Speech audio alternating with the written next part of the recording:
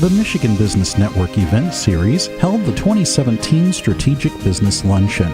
National Small Business Association President Todd McCracken spoke about tax reform and what it means for small business.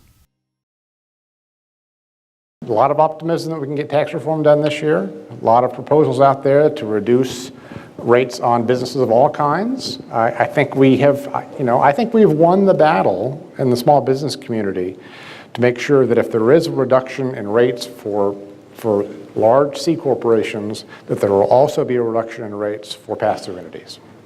I think politically we've made it the case that they simply can't do it otherwise.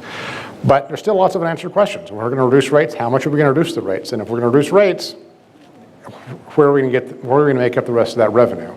Of course, you've probably heard in the news that the primary way to make up that revenue and in the main plan in the House of Representatives is to impose what's called border adjustability to our tax system, which means basically that if something comes across the border, it essentially will be taxed, or at least not deducted if it is a input for production,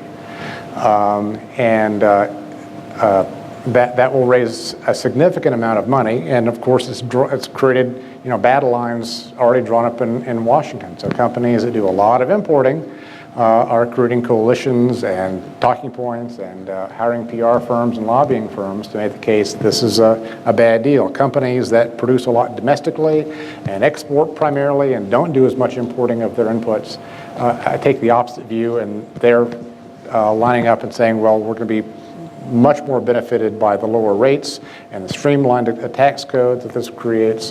And that's kind of how things are shaking out right now. And there's division in Washington, not just between Democrats and Republicans, but also among Republicans on this item, depending on where they fall.